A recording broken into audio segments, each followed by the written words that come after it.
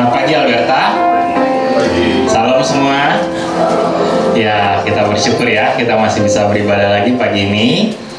Yuk sebelum kita mulai puji-pujian kita bersatu dulu sebentar. Kita minta pimpinan Roh Kudus dalam ibadah kita pagi ini. Apapun keadaan kita, baik yang sedang dalam masalah ataupun yang sedang happy, penuh berkat, kita bawa semuanya ke Tuhan. Biar keadaan apapun itu tidak mengganggu ibadah kita pagi ini.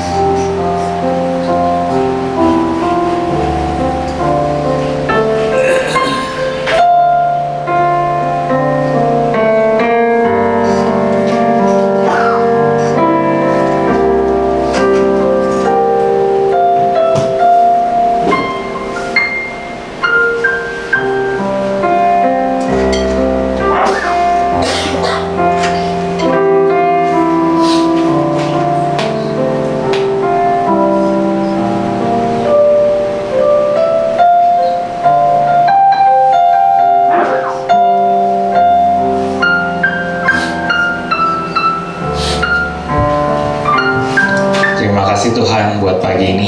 Terima kasih untuk kesempatan ibadah ini. Kami, anak-anak Modi Alberta, bisa kembali datang, bisa kembali bertemu dengan saudara-saudari kami kembali bisa beribadah di gereja ini. Kami tahu ini hanya karena anugerah Tuhan. Karena itu Tuhan, kami tidak akan sia-siakan kesempatan ini.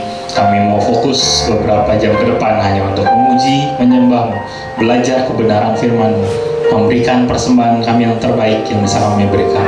Kami mau menikmati Engkau Tuhan dalam ibadah pagi ini. Terima kasih Tuhan Yesus untuk kesempatan ini. Dalam nama Tuhan Yesus kami berdoa, kami bersyukur. Amin. Mari Alberta, saya undang untuk berdiri. Kita mau mulai memuji Tuhan kita mau katakan, kami menyembah Engkau dalam hadirat-Mu Tuhan. Dan kami yakin ada kemenangan yang terjadi di sini. Kita yang sudah datang di tempat ini, kita tidak datang dengan sia-sia.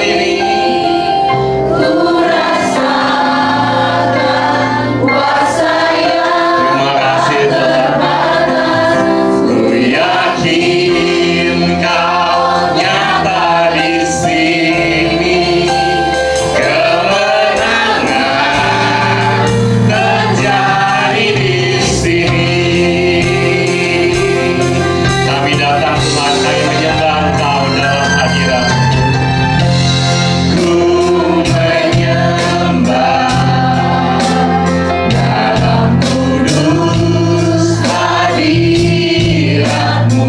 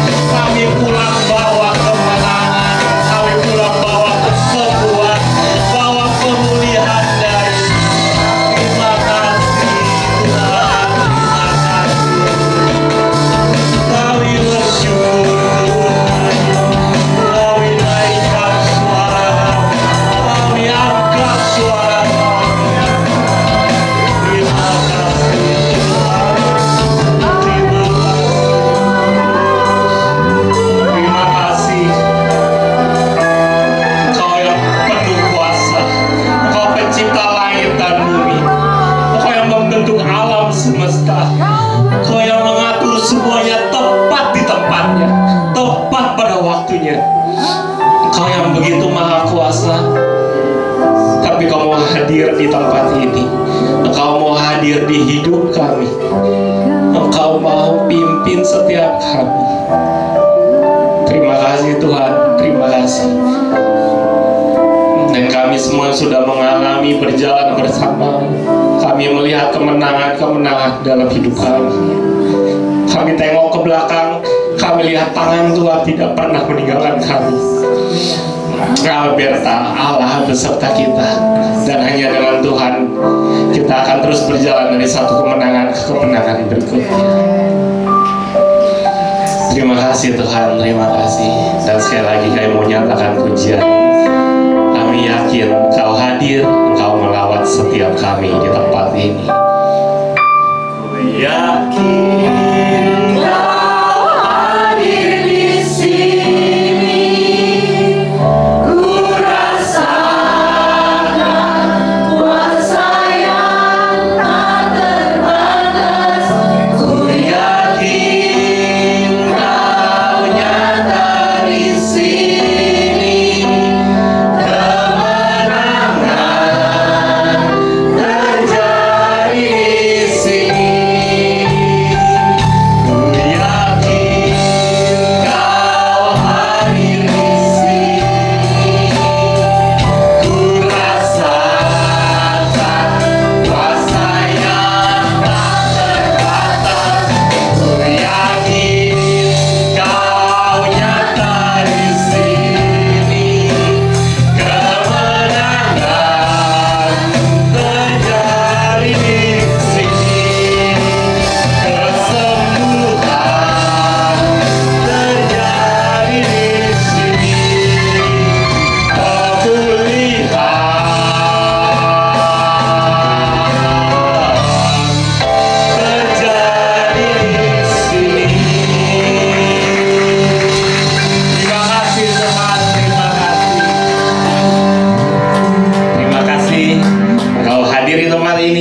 Dan kami yang sudah datang, kami bersyukur, kami bersuka cita karena Engkau nyata di tempat ini.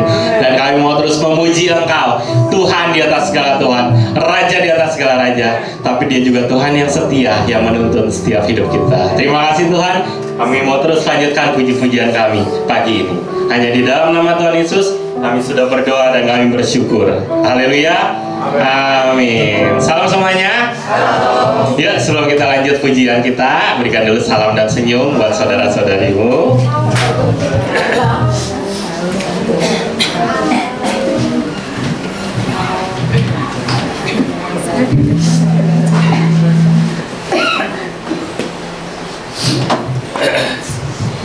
Ya, semua bersyukur? Semua bersuka cita? Amin. Kita bersuka cita karena Tuhan beserta kita. Amin. Kita nyanyikan lagu ini, lagu sekolah minggu Berta. Tapi kita mau nyanyikan dengan percaya juga, renungi setiap liriknya ya.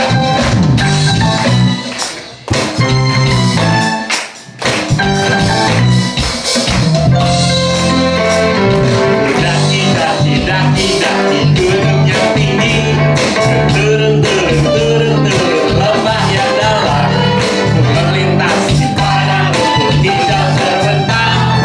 Yesus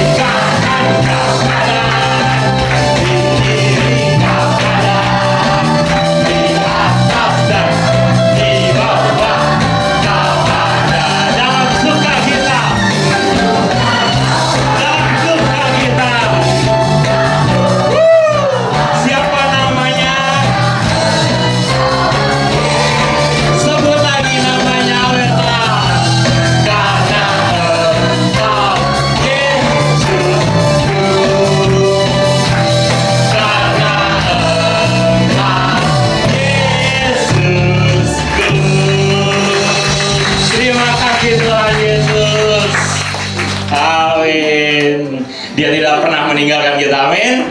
Dari hari ke hari tidak pernah Dia meninggalkan kita.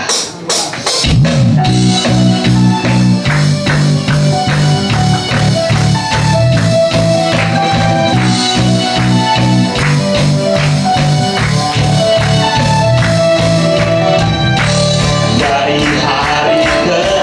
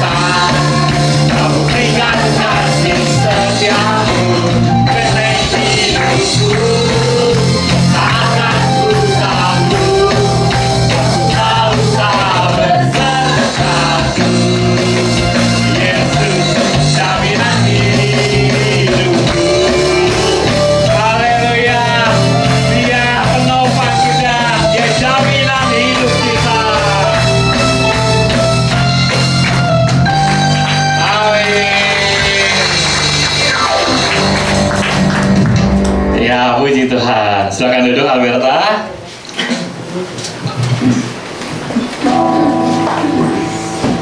Semua sudah bersukacita memuji menyembah Tuhan kita, amin.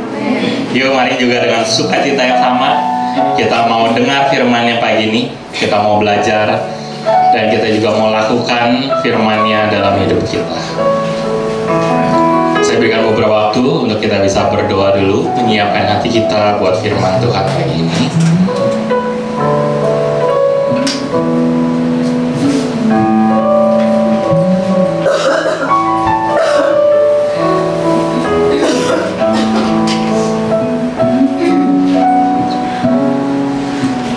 Kita sudah jalani hidup ini, kita sudah alami, Tuhan tidak pernah meninggalkan kita. Karena itu, sebelum kita belajar kebenaran firman Tuhan pagi ini, satu lagu lagi kita naikkan. Biar apapun yang terjadi dalam hidup kita, itu semua hanya kehendak Tuhan saja. Dari diri kita juga mau belajar untuk tunduk pada kehendak Tuhan. Kita mau belajar untuk terus ikut jalannya Tuhan. Karena kita yakin Dia tidak pernah meninggalkan kita, Dia tidak pernah mengecewakan kita, dan Dia selalu beri yang terbaik bagi kita. Bagi jemaat yang sudah selesai berdoa, kita sama-sama nyanyikan lagu ini.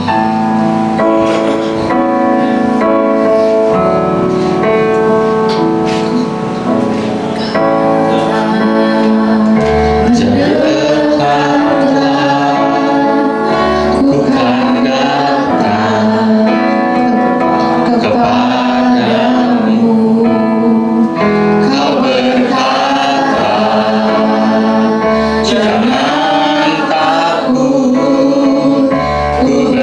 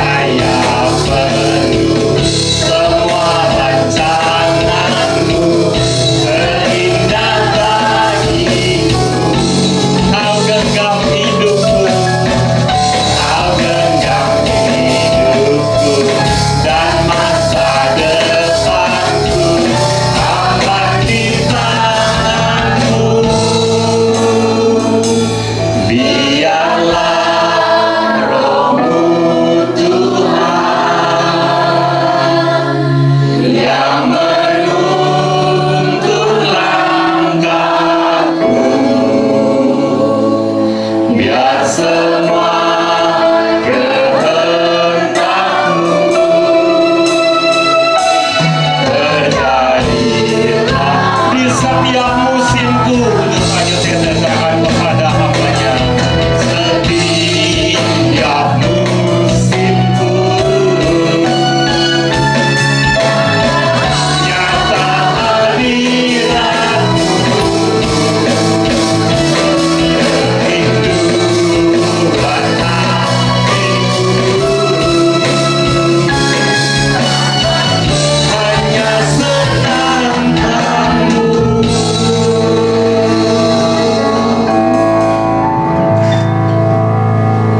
Ya Tuhan, tuntun kami dalam jalan kebenaran firman-Mu ya Tuhan. Tuntun kami ya Tuhan, supaya kami mampu mendengarkan, menyimak firman-Mu dengan baik ya Tuhan. Kalau kami sudah boleh diberi kesempatan untuk memuliakan nama-Mu lewat pujian ya Tuhan, sekarang tolong ajar kami untuk duduk, diam dan mendengarkan setiap firman ini, sehingga firman yang disampaikan menjadi kekuatan bagi kami semua ya Tuhan. Yang lemah dikuatkan, yang sakit disembuhkan, yang lemah iman dikuatkan, dan kebenaran itu dinyatakan. Terima kasih ya Tuhan Yesus, Kau pakai hamba-Mu dari segala keterbatasan yang dimilikinya, sehingga nama-Mu dapat dimuliakan di tempat ini. Terima kasih ya Bapa, biar Roh Kudus bekerja di dalam hidup kami. Di dalam nama Yesus kami siap mendengarkan firman-Mu dengan penuh sukacita. Yang percaya katakan amin. Silakan duduk Bapak Ibu.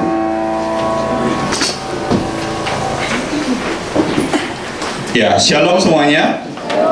Ya, terima kasih. Ya, saudara, hari ini saya memberi satu judul firman Tuhan, khotbah ketaatan melumpuhkan pencobaan. Ketaatan melumpuhkan pencobaan. Ya, saudara, ini kisah tentang bagaimana Yesus dicobai oleh iblis, tapi mengalami kemenangan, saudara ya. Bisa dikatakan mengalami kemenangan secara berturut-turut. 3 kali dicobai, 3 kali mengalami kemenangan. Ya, luar biasa ya saudara ya. Namun sebelumnya ternyata ada proses yang perlu dilalui oleh Tuhan Yesus lebih dulu saudara ya. Kalau kita bicara secara kronologisnya, kan bentar lagi kita mau merayakan hari raya Natal ya saudara ya. Berarti kita merayakan hari lahirnya Sang Juru Selamat. Oke. Jadi waktu Yesus muncul di dalam Alkitab ya, diceritakan maksud saya ya, itu diceritakan waktu masih bayi tentunya ya, dibawa oleh kedua walinya ya, Yusuf dan Maria. Nah kemudian muncul lagi kisahnya waktu Yesus saat usia kurang lebih 12 tahun ya saudara. Di situ Yesus mengajar di Bait Allah dan seterusnya.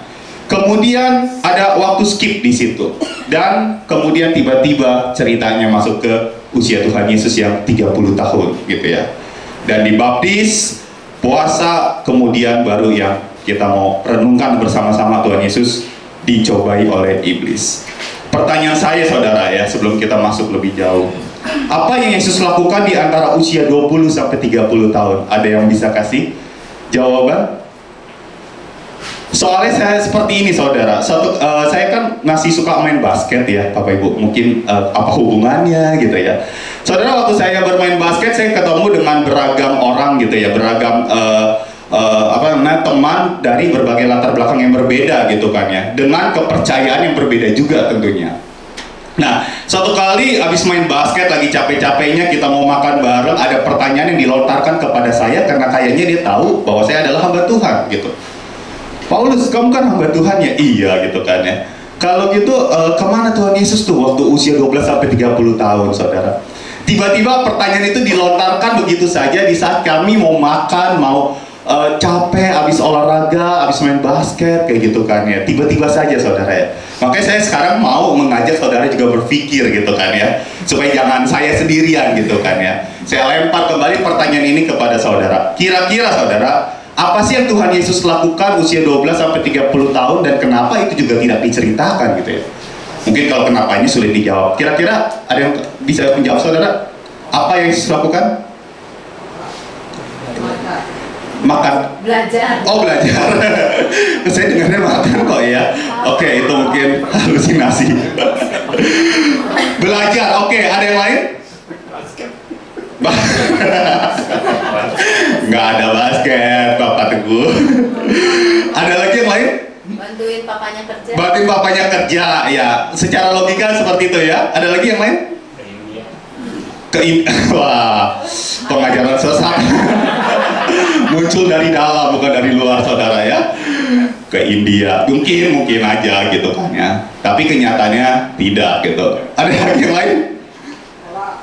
Atau sekolah, ya, belajar sekolah, bantuin bapaknya dan lain sebagainya. Ya betul sih ya saudara ya. Menurut apa yang juga saya pelajari, kemungkinan besar dan sangat besar kemungkinan ini ya Tuhan Yesus memang sedang sekolah. Buktinya setelah usia 30 tahunan waktu Yesus melayani dan banyak murid mengikutinya, itu adalah salah satu bukti dia sekolah. Kenapa? Karena dia memiliki gelar rabi atau guru yang kemudian diakui oleh ahli Taurat, bahkan orang Farisi lainnya, gitu ya. Hanya saja mereka nggak suka dengan pengajarannya seperti itu. Ya, jadi karena dia memiliki titel khusus rabi atau guru, berarti sebelumnya ya dia sekolah, dia belajar, gitu. Di sela-sela itu dia ngapain? Bantuin bapaknya, bantuin orang tuanya, kira-kira gitu. Nah, saudara, maka dari itu adalah sebuah masa persiapan. Makanya saya ingin mengajak Bapak Ibu memahami kurang lebih latar belakangnya lebih dulu.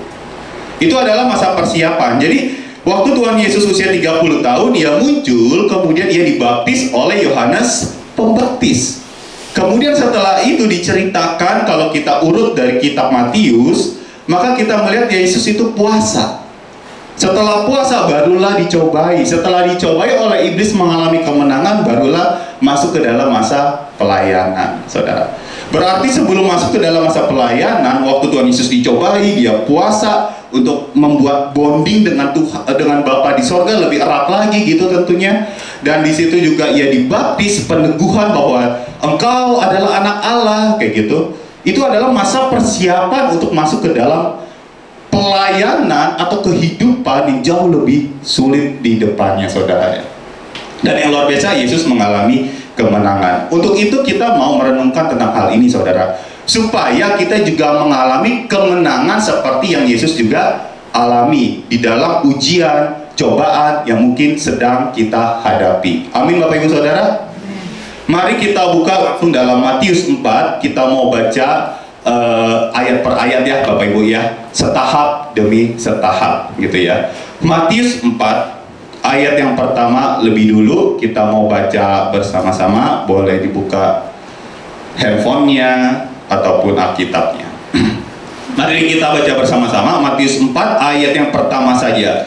3, 2, 1. Maka Yesus dibawa oleh roh ke padang gurun untuk dicobai iblis.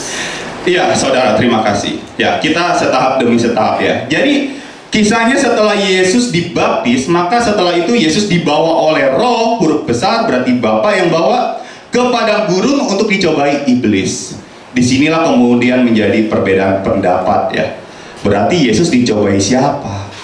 Iblis atau Bapa? Kayak gitu ya.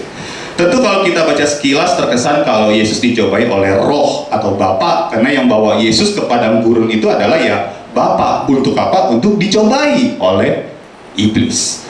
Tapi kita perlu tegas dulu dalam hal ini bahwa Bapa tidak mencobai siapapun, ya apalagi anak yang tunggal itu. Ya. Namun Bapa sangat mungkin mengizinkan hal itu terjadi, sama seperti kisah Ayub. Ya. Jadi iblis itu nggak mungkin bisa menyentuh kita sebagai anaknya tanpa seizin Tuhan. Tuhan yang punya kuasa, punya otoritas. Tuhan bisa punya otoritas atas iblis. Iblis tidak bisa melakukan sebaliknya, saudara. Nah, maka dari itu atas seizin Tuhan, maka iblis pun mencobai Ayub dan mengalami suatu hal yang harus Ayub hadapi di kedepannya, saudara. Sama seperti itu, saudara, Bapa di sorga juga mengizinkan. Dan lagi pula di dalam bahasa Yunani, kata dicobai ini peirazo yang artinya diuji, Bapak Ibu. Kata dicobai itu artinya diuji di dalam bahasa Yunani. Nah, untuk itu maka terjemahan dicobai sebenarnya juga nggak salah banget sih gitu ya. Karena kata dicobai disandingkan dengan kata iblis, ya udah jelas itu berkaitan dengan hal-hal yang negatif. Maka kita bisa memahami dari sini bahwa Datangnya dari iblis adalah sebuah pencobaan. Jika ini datangnya dari Tuhan atau Bapa, ini adalah sebuah ujian. Perbedaannya, cobaan itu menjatuhkan, ujian itu membangun, mendewasakan, Bapak Ibu Saudara.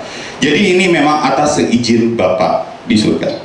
Dan firman Tuhan pun juga mengajarkan bahwa Tuhan nggak mungkin mencobai siapapun. Coba kita lihat Yakobus 1 ayat 13. Yakobus 1 ayat 13, saya bacain ya. Apabila seorang dicobai, janganlah ia berkata, pencobaan ini datang dari Allah. Sebab Allah tidak dapat dicobai oleh yang jahat, dan ia sendiri tidak mencobai siapapun. Jadi jika ada pencobaan, itu datangnya dari iblis, Bapak Ibu Saudara. Dan hari ini kita mau merenungkan bagaimana respon Yesus waktu dia dicobai oleh iblis. Untuk itu mari kita baca ayat selanjutnya, ayat 2 sampai 4. Saya mohon untuk kaum Hawa ya, ibu-ibu ya, tolong bacain Matius 4 ayat 2 sampai yang keempat secara bersama-sama. Ayat 2 sampai yang keempat, 3, 2, 1. Dan setelah satu hari pada waktu malam, akhirnya laparlah Yesus. Lalu datanglah si pencoba itu dan berkata kepadanya, jika engkau anak Allah, perintahkanlah supaya batu-batu ini menjadi roti. Tetapi Yesus menjawab, ada tertulis, manusia ini bukan dari roti saja, tetapi dari segala firman yang keluar dari mulut Allah. Terima kasih Bapak Ibu.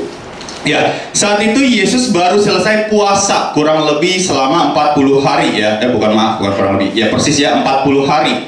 Tentu setelah ia puasa, ia merasakan rasa lapar. Kalau ditulis dia mengalami kelaparan setelahnya, itu wajar ya, namanya juga puasa. Kita aja kalau pernah puasa 1 hari rasanya ngelihat apapun pengen dimakan, bener kan ya? Misalkan nih kayak Bapak Ibu Saudara mungkin yang kalau datang ibadah belum makan, ada? Boleh tolong angkat tangannya? Ada yang datang belum makan? Ya mungkin udah membayangkan abis ini mau makan mie di mana ya, di situ nih khotbah jangan kelamaan ya, cepetan gitu kan ya, atau nasi uduk di mana gitu ya, pasti kita ngerasain lapar gitu ya. Cuman yang menarik ternyata berarti Yesus tidak merasakan haus. Apakah anti akhir gitu kan ya? Tentu tidak ya saudara. Di sini Yesus dipercaya ya bahwa dia puasa makanan ya, tapi tetap minum. Karena kalau tidak pasti ditulisnya lalu hauslah Yesus gitu kan ya. Karena kalau kita habis puasa kan untuk memuaskan dahaga ya, untuk mengairi tenggorokan kita itu kan lebih penting ya daripada makanan. Jadi kita lebih pilih minum dulu daripada makan dulu gitu kan ya. Apalagi yang manis-manis juga lebih enak setelahnya gitu kan ya. Nah saudara, tentu di sini makanan adalah sebuah kebutuhan. Makanan adalah sebuah kebutuhan bagi Yesus saat itu. Habis puasa 40 hari gitu ya. Sepintas kita perlu akui bahwa tidak salah jika Yesus makan karena baru selesai puasa. Jadi sebenarnya kalau Yesus mau mengubah batu menjadi roti atau jadi apapun itu, kemudian dia makan, tidak salah. Karena sudah selesai puasanya Bapak Ibu Saudara. Tapi kenapa Yesus tidak makan gitu kan ya? Nah di sini justru iblis sedang menggodanya, mencobai Yesus. Dengan diawali dengan kata yang menunjukkan kemampuan Tuhan Yesus Bapak Ibu. Dikatakan apa? Jika engkau anak Allah. Nah saudara, jika engkau anak Allah ini bukan menunjukkan keraguan dari iblis. Sebaliknya justru ini menunjukkan pengakuannya kepada satu pribadi yang ingin dicobainya, yakni adalah Yesus saudara. Makanya dikatakan jika engkau anak Allah, ubah batu jadi roti. Kenapa seperti itu? Karena sebelumnya Yesus sudah dibaptis, baru saja dibaptis Bapak Ibu. Di Matius 3, saudara bisa ikuti, saya aja yang baca. Di dalam Matius 3 ayat 16 sampai 17 ditulis seperti ini. Sesudah dibaptis, Yesus segera keluar dari air dan pada waktu itu juga langit terbuka. Ia melihat Roh Allah seperti burung merpati turun ke atasnya. Ayat 17, lalu terdengarlah suara dari surga yang mengatakan, inilah anakku yang kukasihi, kepadanya lah aku berkenan. Pengakuan itu datang dari surga, dari Bapa kepada Yesus. Iblis tahu tentang hal itu, maka dari itu iblis mencobai Yesus. Justru iblis mengakui Yesus ini adalah ya anak Allah. Makanya digodain, ayo cobalah batu jadi roti, kan kamu lagi lapar, kira-kira seperti itu. Yang ada salahnya dong makan, kan udah selesai puasa gitu. Tapi ini yang menarik Bapak Ibu Saudara ya. Tuhan Yesus menjawabnya, kemudian mengutip sebuah ayat, Ulangan 8 ayat yang ketiga. Dikatakan seperti ini, bahwa manusia bukan dari roti saja, tetapi manusia hidup dari segala yang diucapkan Tuhan. Itu yang dikutip, kemudian diucapkan Yesus seperti ini di ayat 4. Ada tertulis, manusia hidup bukan dari roti saja, tetapi dari setiap firman yang keluar dari mulut Allah. Tuhan Yesus lebih memilih taat kepada Bapa, kepada Tuhan, daripada dia memenuhi kepuasan egonya atau kebutuhannya di saat itu. Makan adalah kebutuhan Yesus di saat itu, tapi dia lebih pilih taat. Lagi pula, apalah artinya menunggu sekian jam, sekian menit lagi, sekian hari lagi, toh Tuhan Yesus sudah puasa 40 hari kan ya Bapak Ibu Saudara. Maka dari itu dengan tegas Yesus mengucapkan mengutip Ulangan 8 ayat 3 supaya iblis tahu bahwa maaf, saya itu lebih taat kepada Bapa daripada saya harus memuaskan ego saya untuk memenuhi kebutuhan saya di saat itu. Sekalipun mungkin saya nggak salah kalau mengubah batu jadi roti kemudian saya makan.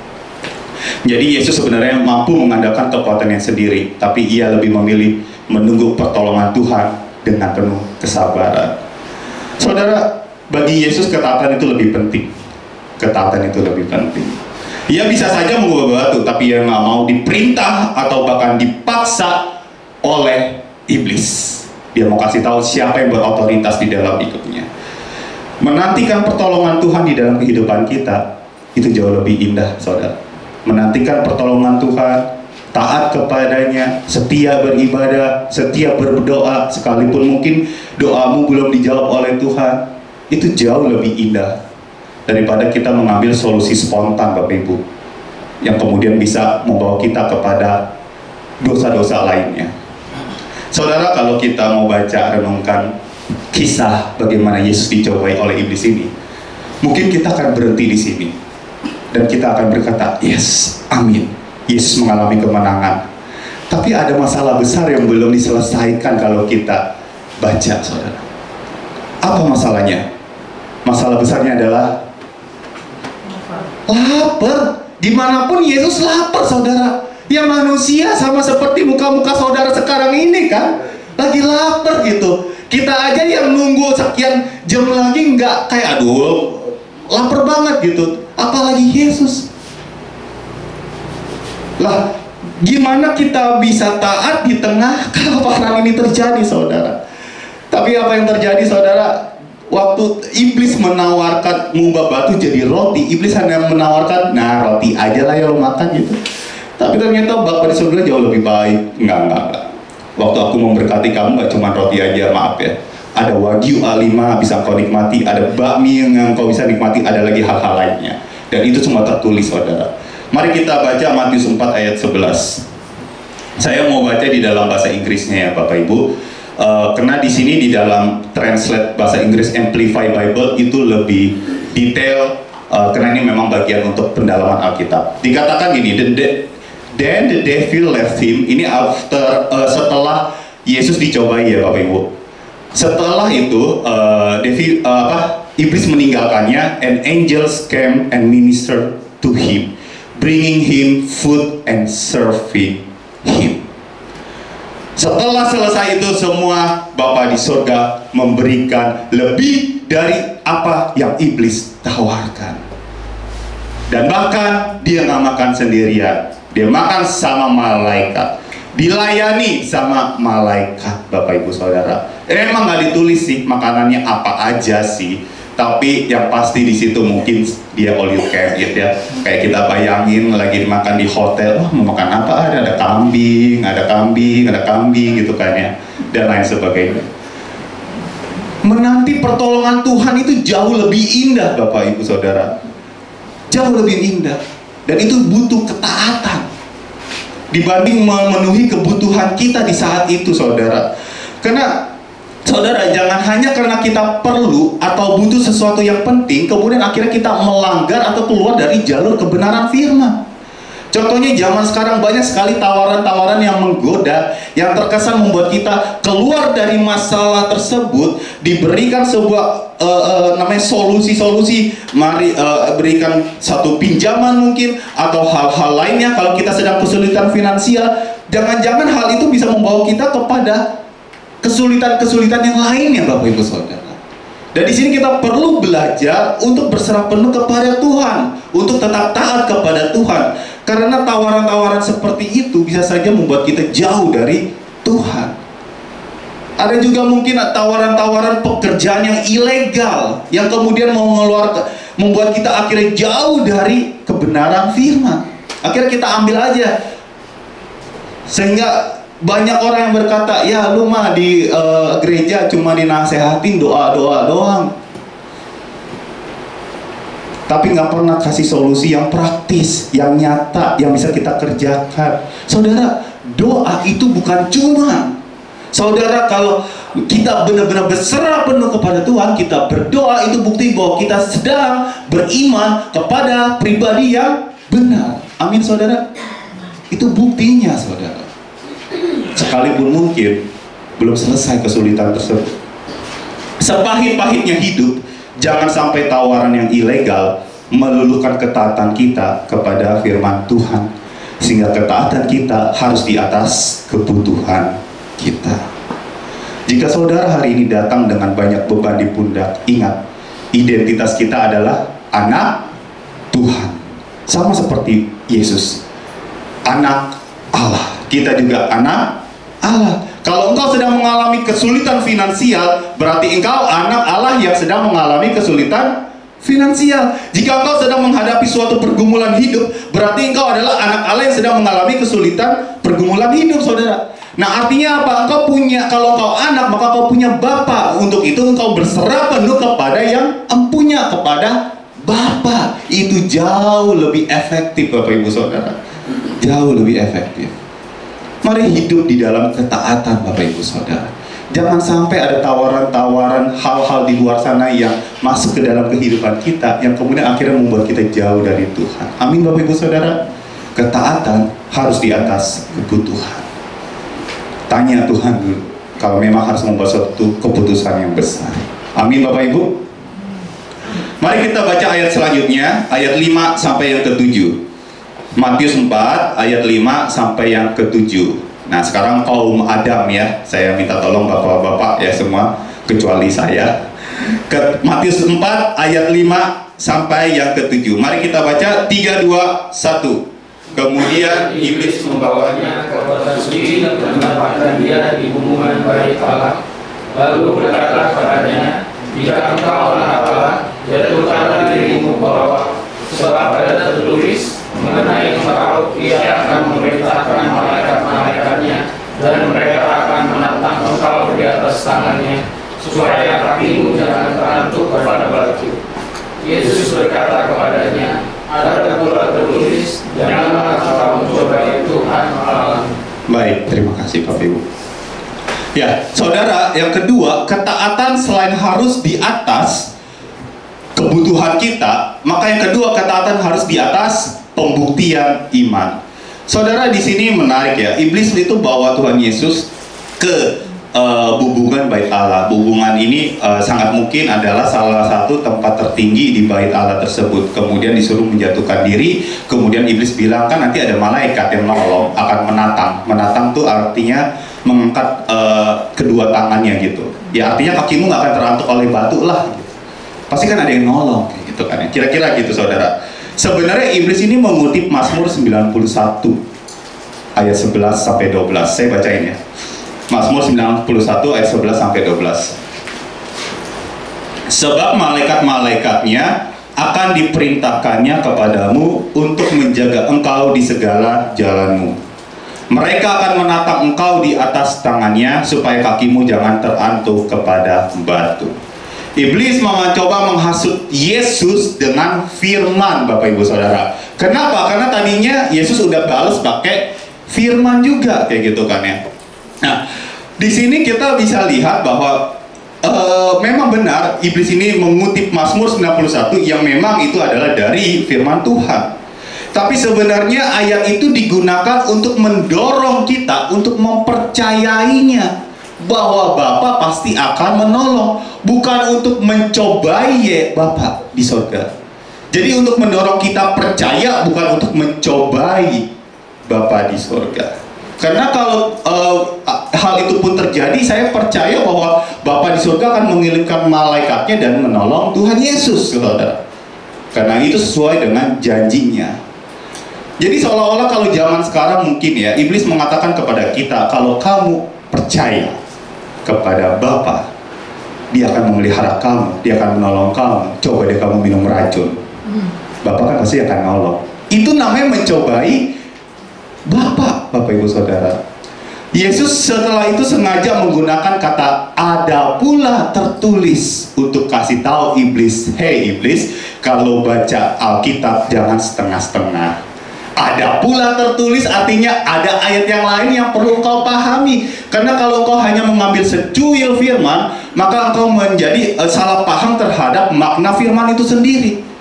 Jadi mari kita baca Alkitab secara utuh, kata Tuhan Yesus.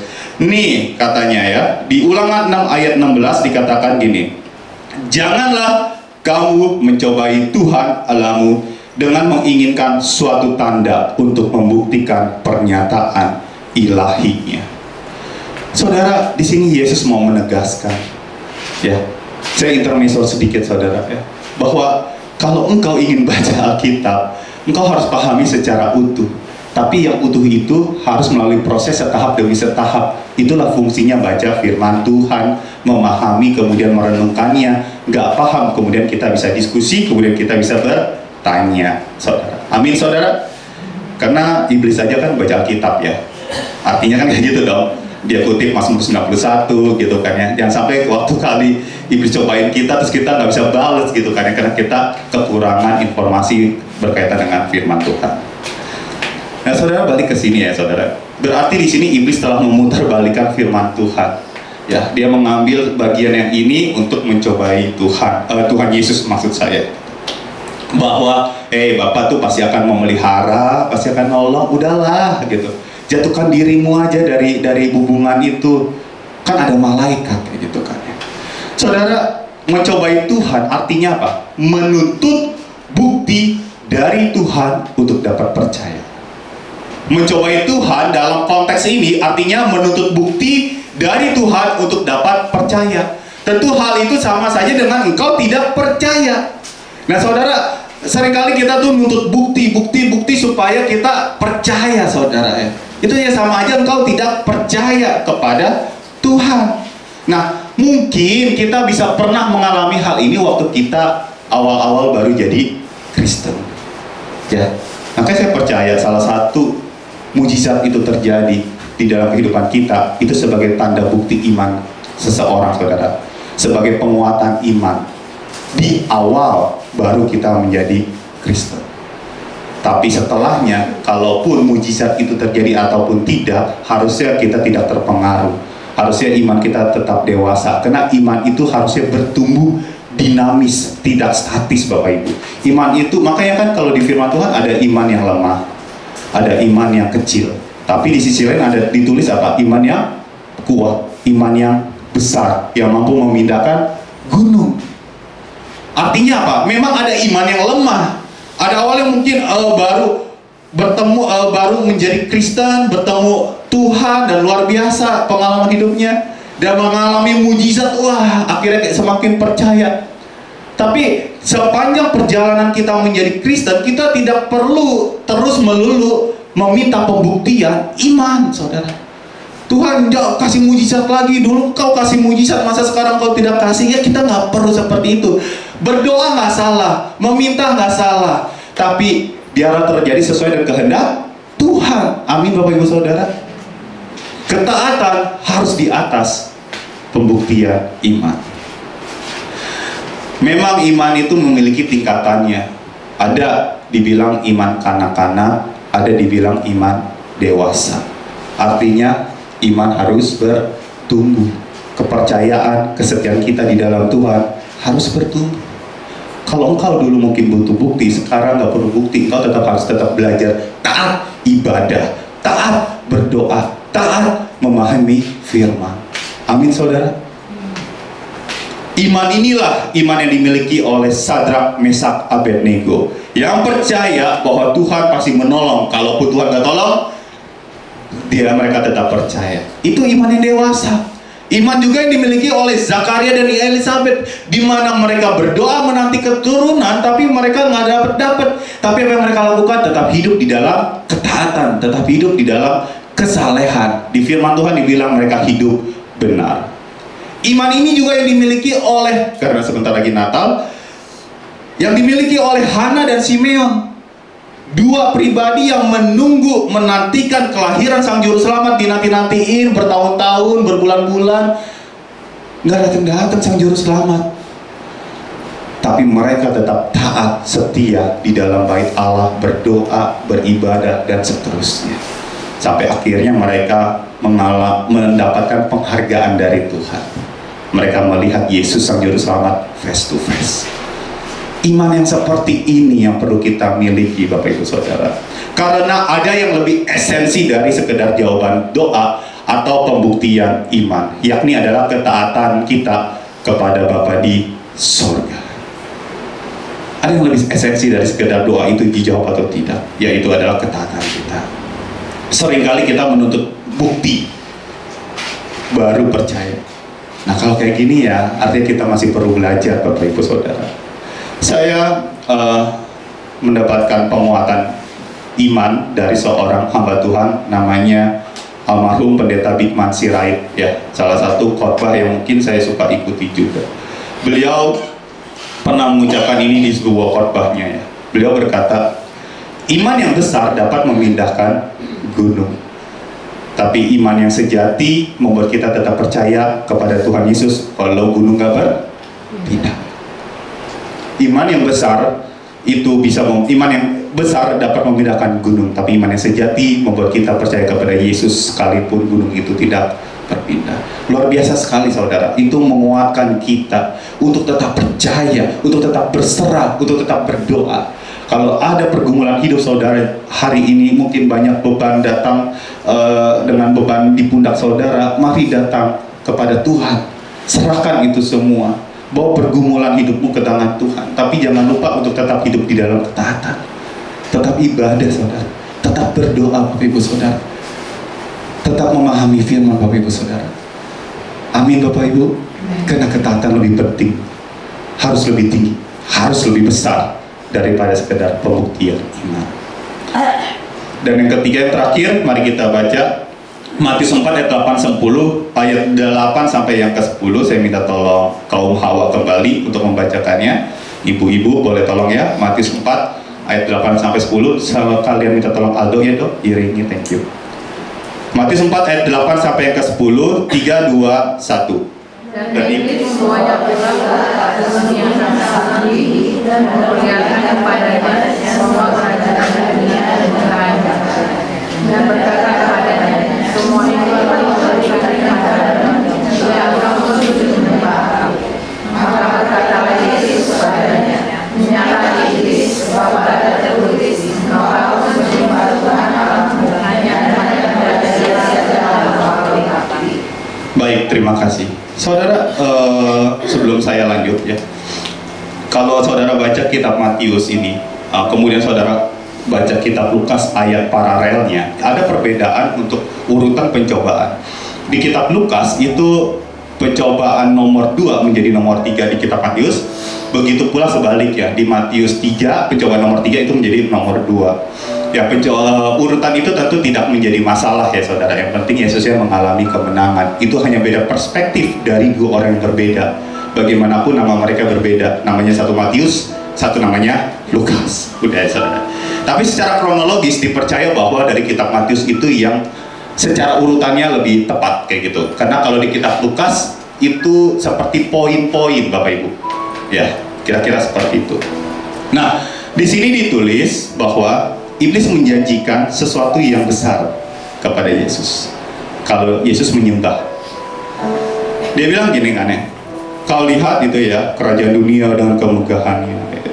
Semua akan kuberikan kalau engkau sujud menyembah aku, kata iblis.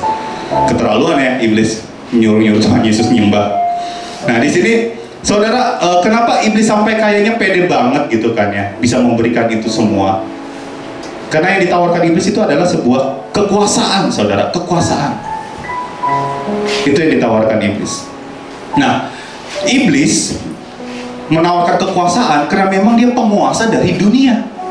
Maka kejahatan memang masih ada dan akan terus ada, saudara. Kitab Yohanes, 2 Korintus, Efesus, Yohanes, Wahyu itu semua menjelaskan bahwa iblis memang punya kuasa, saudara, dan bahkan memiliki kerajaannya sendiri di kitab Matius 12 ayat 26. Tapi kita mari pahami bahwa pencobaan yang ketiga ini sebagai kekuasaan yang ditawarkan iblis adalah kekuasaan yang sifatnya negatif atau hal-hal yang duniawi, saudara. Dan setelah 2 kali gagal mencoba Yesus, kali ini dia pakai yang ketiga. Akan kuberikan semuanya itu, kekuasaan. Saudara, mungkin kita pikir, Yesus pasti menang lagi. Iya, memang menang lagi. Tapi saat itu terjadi nggak mudah, saudara. Kenapa? Karena tawaran kekuasaan yang ditawarkan oleh iblis itu tawarkan yang menggiurkan, saudara. Dari sisi Yesus juga. Dan ini menarik, kenapa? Karena kitab Matius itu menekankan Yesus sebagai raja. Kitab Markus menekankan Yesus sebagai hamba. Kitab Lukas menekankan Yesus sebagai anak manusia. Kitab Yohanes menekankan Yesus sebagai anak Allah. Nah, kalau kitab Matius menekankan Yesus sebagai raja, dan ini ditulis oleh Matius di dalam kitab Matius, maka Matius itu mengawalinya dengan sebuah silsilah.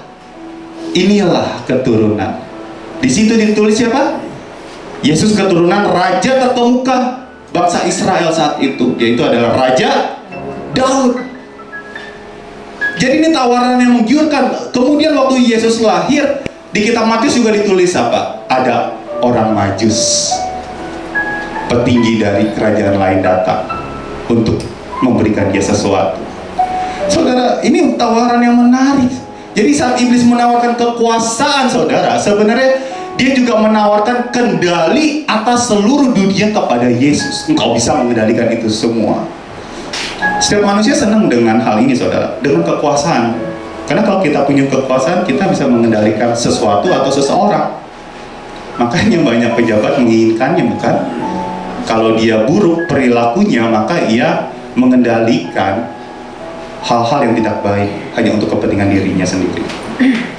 Dan Yesus mendapatkan tawaran yang menggiurkan dari iblis seperti ini. Karena dengan cara seperti itu, berarti Yesus bisa mengendalikan kerajaan dunia sesuka hati, dan ini adalah cara paling instan untuk tidak melalui jalan salib. Karena engkau dapetin kuasa sekarang, saat ini juga, kalau engkau menyembahku. Kalau nanti kan kau harus disalib tuh, harus melewati penderitaan. Ini jalan yang instan. Kenapa nggak sekarang aja gitu? Tapi Yesus lebih memilih taat, Bapak. Yesus menolak tawaran itu. Kali ini Yesus nggak pakai ayat Alkitab. Dia bilang apa? Nyalah iblis, diusir. Mungkin dipikir ya, kali ini lo udah keterlaluan ya, suruh nyembah-nyembah kalian. Diusir, saudara, iblis. Dia nggak tergiur dengan kekuasaan yang sifatnya sementara dan sifatnya duniawi ini, saudara. Karena ketaatan yang kepada Bapa di sorga pada akhirnya memberikan sesuatu yang lebih dari apa yang iblis tawarkan. Sama seperti tadi, iblis menawarkan roti, tapi kemudian Bapa memberikan lebih dari apa yang iblis tawarkan. Kali ini di Matius 28 ayat 18 ditulis seperti ini, saudara. Yesus mendekati mereka dan berkata, "Kepadaku telah diberikan segala kuasa di sorga, di bumi." Yang iblis tawarkan kuasa di bumi, yang Bapa berikan kuasa di sorga dan di bumi. Amin, Bapak Ibu. Nah, saudara, di sini Yesus melepaskan itu semua. Kekuasaan yang harusnya dia dapatkan secara insan itu dia lepaskan. Dia berikan kendali hidupnya hanya ke dalam tangan Bapa saja. Ketaatan harus di atas kebutuhan. Ketaatan harus di atas pembuktian iman. Ketaatan harus di atas kendali hidup. Kekuasaan bicara tentang kendali. Saudara, mungkin kita bilang gini ya, aduh, kekuasaan tuh terkesan jauh, kayaknya nggak relate nih dengan kehidupan saya. Karena biasanya kalau orang yang punya kuasa, dia seorang apa, saudara? Seorang pemimpin. Orang yang punya kuasa biasanya dia seorang pemimpin. Dia bisa mengendalikan sesuatu, dia bisa mengendalikan seseorang mungkin gitu. Nggak relate gitu. Tapi justru hal ini paling dekat dengan kita, saudara. Dekat, melekat bahkan. Kenapa? Karena kita diberikan suatu kepenuhan, saudara. Hak, free will, saudara. Kita diberikan kuasa atas diri hidup kita sendiri, saudara. Dan kita bisa mengendalikan hidup kita, saudara. Kita bisa mengontrol, saudara.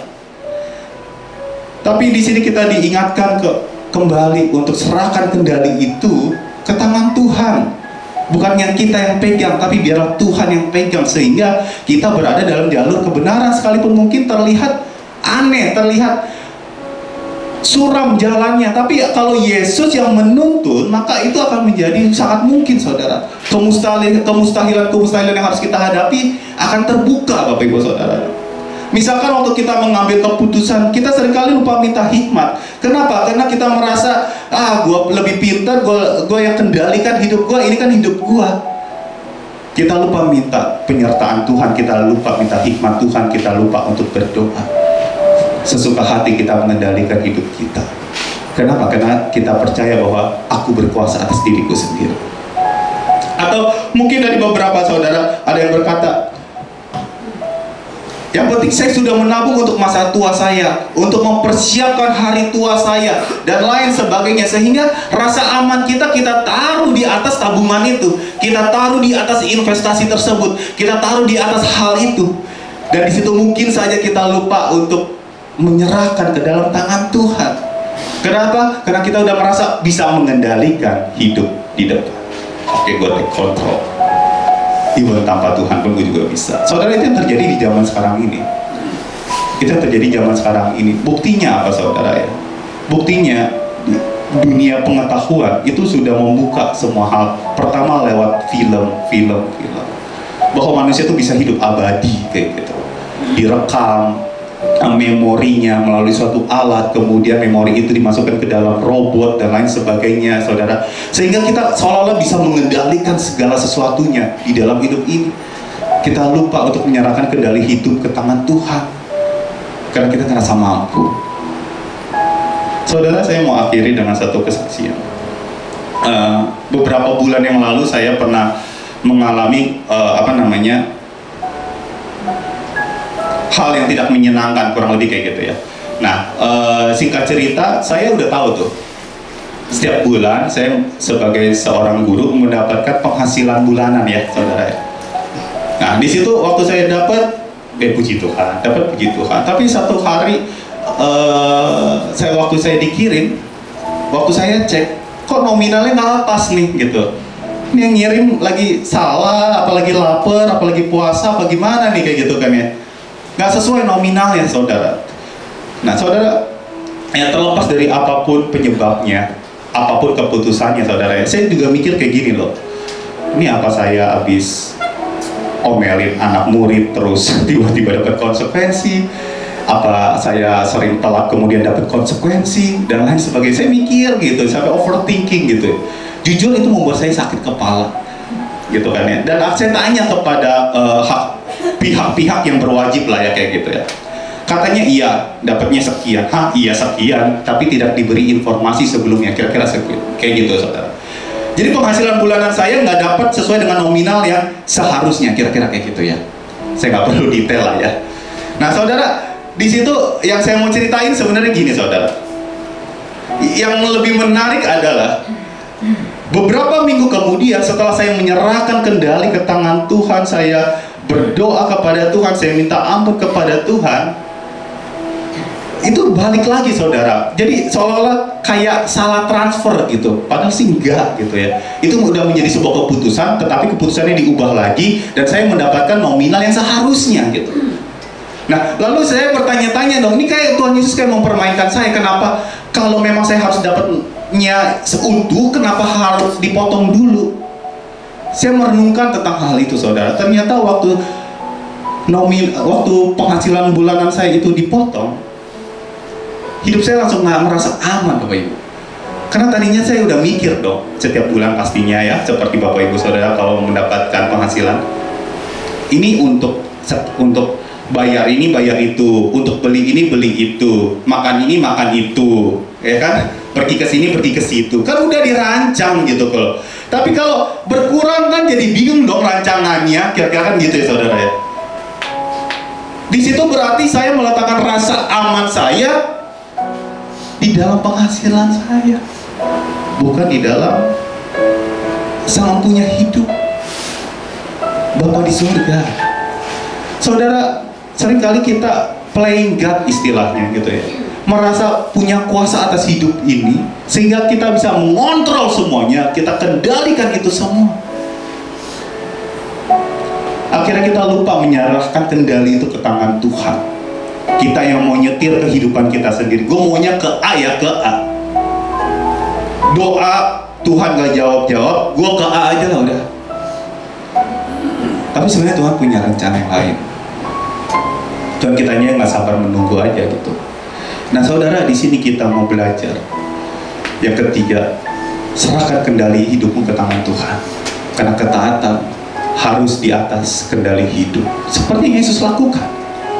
Pada akhirnya dia mendapatkan kuasa juga, bukan hanya di bumi, di surga dan di bumi. Amin Bapak Ibu Saudara. Mari kita mau merenungkan kembali. Ketaatan harus di atas kebutuhan hidup. Ketaatan harus di atas pembuktian iman. Ketaatan harus di atas kendali hidup. Serahkan pergumulan hidup saudara ke tangan Tuhan. Biarlah Dia yang menyelesaikan, biarlah Dia mengendalikan, sehingga kita tetap berada dalam jalur kebenaran firman. Amin saudara. Mari kita berdoa.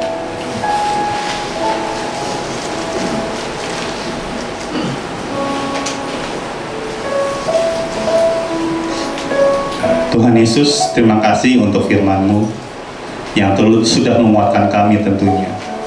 Tuhan, seringkali kami mencari jalan pintas atas kesulitan hidup yang kami hadapi. Tapi hari ini kami diingatkan kembali untuk tetap taat, tetap setia di dalam Engkau ya Tuhan. Hari ini kami mau belajar untuk tetap setia, berdoa, sampai Engkau membuka jalan itu. Mungkin kami nggak bisa melihat rancangan Tuhan yang begitu indah secara utuh, tapi tolong ajar kami bisa melaluinya setahap demi setahap ya Tuhan. Ajar kami untuk tetap setia, setahap demi setahap ya Tuhan, sehingga suatu hari nanti kami melihat rancangan-Mu yang indah di dalam hidup kami. Terima kasih ya Tuhan. Kami juga mau belajar ya Tuhan, untuk tidak selalu menuntut pembuktian iman. Tuhan tolong jawab baru aku percaya. Tuhan tolong jawab doa ini, tolong baru aku percaya. Tuhan ampuni kami kalau kami seringkali menuntut pembuktian iman, karena itu sama saja dengan mencobai Engkau. Tolong didik kami ya Tuhan, tolong didik kami. Ajar kami untuk tetap setia, berdoa, taat di hadapan Engkau, dan memiliki iman yang kuat,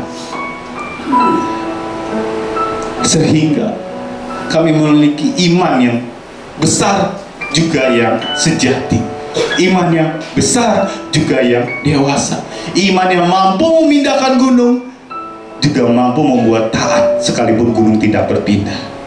Ajar kami ya Tuhan, dan ajar kami juga ya Tuhan untuk terus menerus memberikan kendali hidup ke tangan Engkau. Biarlah Engkau yang mengendalikan, Engkau yang menjadi supir, Engkau yang menjadi pemimpin di dalam hidup kami. Terima kasih Tuhan Yesus. Terima kasih ya Bapa. Tuntun kami di dalam jalan kebenaran firman. Kesembuhan boleh terjadi, boleh tidak terjadi, tapi yang terpenting adalah memuliakan nama-Mu, karena kami percaya keselamatan yang Kau berikan jauh lebih indah dari pergumulan hidup kami ya Tuhan. Terima kasih ya Tuhan. Terima kasih ya Tuhan. Engkau telah menyelesaikan sesuatu yang jauh lebih besar dari hidup kami, yaitu keselamatan, dosa, penebusan dosa, dan kami mendapatkan keselamatan itu. Dan kami mau mengimaninya di dalam ketaatan ya Saudara. Terima kasih ya Tuhan. Tuhan, seringkali kami masih jatuh di dalam menerapkan di dalam kehidupan sehari-hari Tapi untuk itu tolong ya Tuhan, kami mau berserah penuh. Biar Roh Kudus memimpin dalam kehidupan kami. Hamba-Mu berhenti berbicara, tapi biarlah firman ini menuntun kami di dalam jalan kebenaran. Terima kasih ya Bapak. Segala kemuliaan hanya bagi-Mu saja di tempat yang maha tinggi. Di dalam nama Yesus kami sudah berdoa. Yang percaya katakan dengan lantang, amin. Tuhan Yesus memberkati.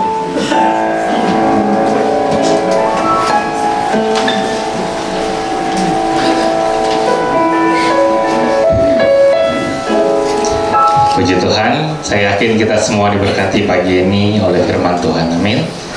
Semua belajar, semua mau taat. Ya. Nah, cuman Bapak Ibu kayaknya mukanya masih ada yang penasaran ya. Itu mestinya ditransfer berapa? Aku mewakili aja. Oke, bercanda ya. Kepada yang bertugas membawa kantong persembahan boleh maju. Bapak Ibu bisa siapkan persembahannya. Bagi yang mau scan QR juga bisa langsung cari QR-nya di mana, atau mau transfer juga bisa. Oke, sebelum persembahan dijalankan, minta tolong Ibu Tri ya, pimpin kita dalam doa persembahan. Kami bersyukur dan terima kasih Tuhan untuk waktu dan kesempatan yang indah kami boleh kembali datang beribadah kepadamu Tuhan. Terima kasih Tuhan buat waktu yang indah ini. Terima kasih juga buat berkat firman-Mu dan juga berkat puji-pujian dan juga berkat kesempatan yang Engkau berikan kepada kami untuk kami bisa memberikan persembahan.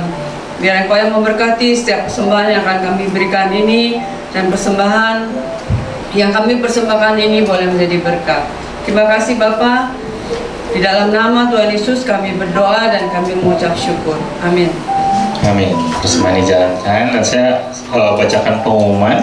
Bapak Ibu bisa simak juga di layar ya.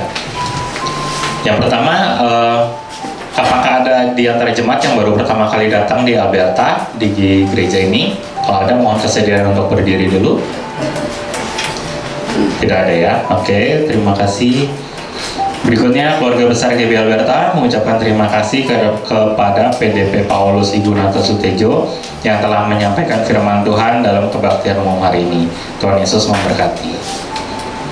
Juga kepada semua pelayan yang sudah melayani hari ini, terima kasih juga. Tuhan Yesus memberkati.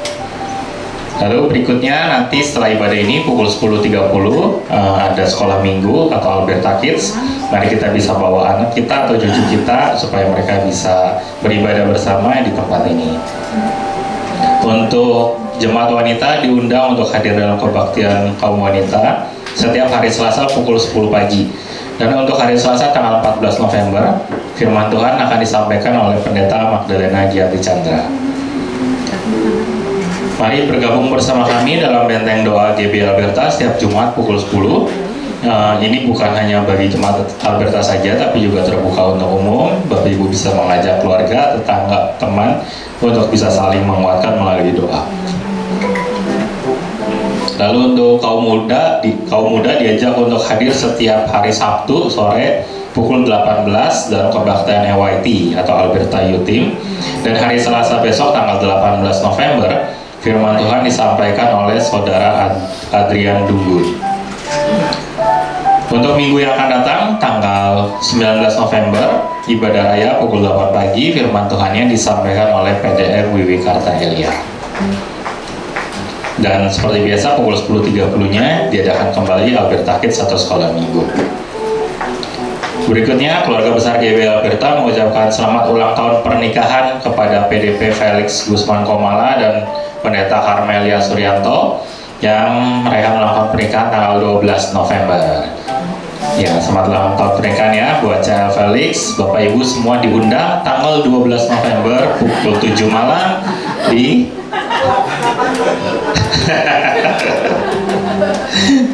Falak aja langsung ya.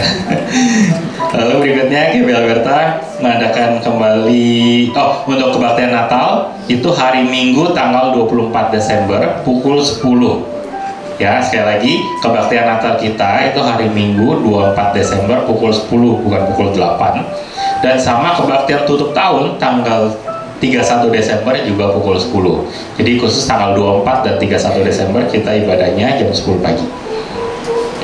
Lalu berikutnya untuk dana Natal dan tutup tahun dibutuhkan kurang lebih 10 juta. Dan GBL Berta mengucapkan terima kasih kepada Wivisa yang sudah mempersembahkan 500.000, Saudari Lina Waru 100.000, Saudari Titin Telambau Banua 100.000, Diaken Sadrak Sugiarto 3 juta, Diaken Syanti Devi 500.000, dan jumlah persembahan yang sudah terkumpul 8.840.000. Masih ada dana yang dibutuhkan sekitar 1.160.000. Bagi Bapak Ibu yang masih ingin memberikan buat dana Natal dan tutup tahun, bisa melalui transfer atau scan QR ataupun juga lewat amplop persembahan. Berikutnya, jemaat diajak berpartisipasi dalam acara rasa kebersamaan. Udah dibuat aja namanya, yaitu makan bersama. Intinya makan-makan lagi ya. Pas kebaktian tutup tahun, jadi pas tanggal 31 Desember, nanti setelah ibadah kita makan-makan bareng di sini. Kita bisa bawa, jemaat diundang untuk bisa bawa makanan untuk bisa dinikmati bareng-bareng. Nah, kemarin Diaken Rita udah kasih tahu ya, jadi bawa makanan yang Bapak Ibu mau bawa dengan porsi yang semampunya aja. Bisa juga joinan supaya porsinya bisa lebih banyak gitu ya. Jadi nggak perlu mikir buat 70 orang, nggak usah. Kasih tahu aja mau bawanya apa, terus bisa joinan sehingga nanti kita bisa nikmatin bareng. Apalagi ya, supaya menunya nanti nggak sama, misalnya bawa Indomie, semua Indomie gitu. Nah, supaya nggak Indomie semua di sini, Bapak Ibu bisa daftarin nama makanan yang akan dibawa kepada Diaken Livi atau Diaken Lumin. Ya, jadi ke Tante Livi atau Tante Lumin nanti kasih tahu mau bawanya apa, sama siapa aja gitu. Oke, itu untuk acara kita tanggal 31 Desember. Terus mari kita tetap dukung gereja kita melalui persembahan atau perpuluhan yang Bapak Ibu bisa berikan di kantong kolekte ataupun juga lewat transfer ya. Jangan lupa untuk satukan hati berdoa bagi gereja dan juga negara kita setiap malam jam 9, dimanapun kita berada. Mari kita luangkan waktu untuk berdoa sejenak. Dan semua pengumuman tadi Bapak Ibu bisa simak juga di Warta Digital yang ada di WhatsApp group yang di-share setiap minggunya gitu ya. Terutama juga untuk para pelayan untuk bisa memperhatikan jadwal pelayanannya. Oke, itu aja. Apakah ada pengumuman tambahan? Tidak ada ya. Oke, sekali lagi diingatkan jangan lupa 24 Desember Natal kita jam 10, 31 Desember tutup tahun juga jam 10. Buat tanggal 31 kita akan makan bareng di sini. Bisa daftar makanannya ke Tante Lumin ataupun Tante Livi. Oke, yuk semuanya kita berdiri, kita mau akhir ibadah kita. Nanti doa berkat akan dipimpin oleh Ibu Gembala. Sebelum doa tutup, kita nyanyikan pujian yang terakhir tadi, biarlah rohmu Tuhan yang menuntun hidupku.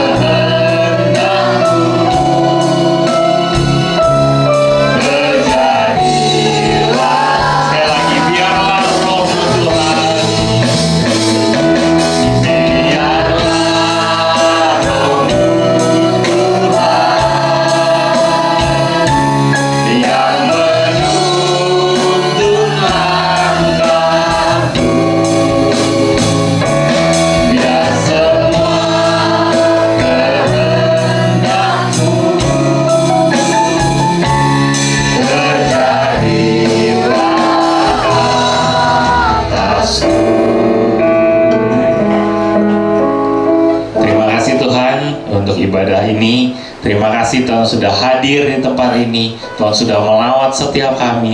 Tuhan sudah berbicara langsung kepada setiap kami pribadi, masing pribadi lewat firman Tuhan yang disampaikan pagi ini. Terima kasih kami boleh belajar kebenaran-Mu. Kami kembali diingatkan untuk tetap taat di atas segala apapun juga, di atas kebutuhan hidup kami, di atas pembuktian iman, di atas kendali hidup kami, semuanya, di atas semuanya itu kami diingatkan untuk tetap taat pada kebenaran Tuhan. Terima kasih Tuhan.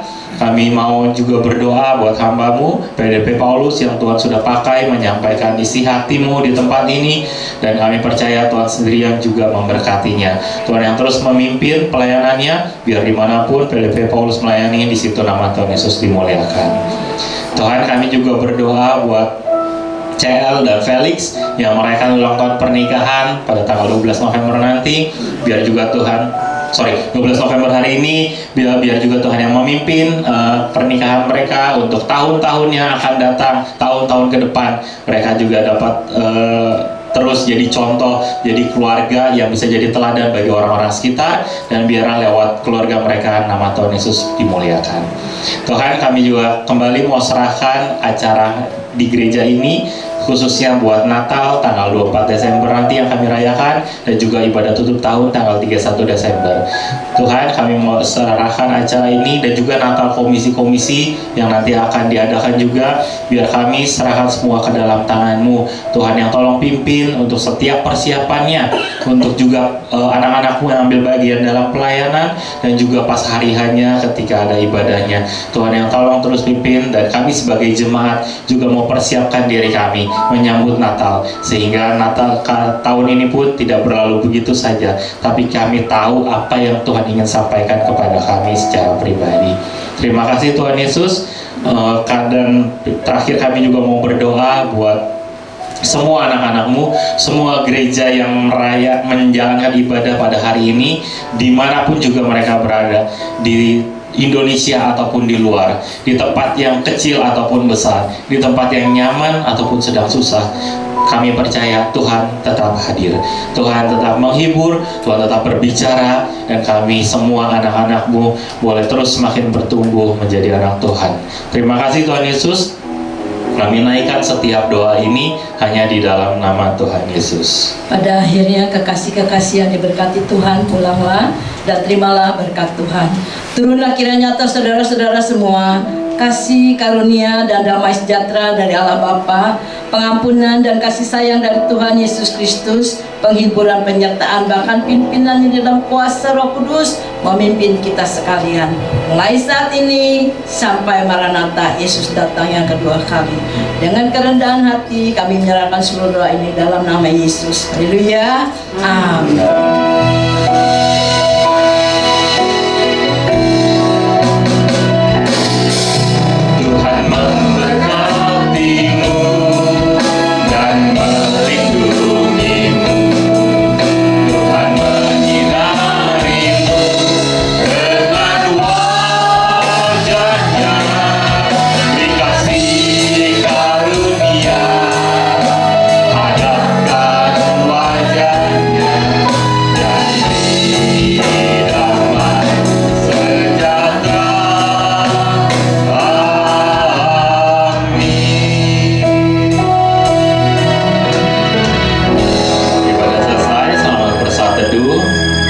Dan selamat hari Minggu. Tuhan Yesus menyertai kita semua.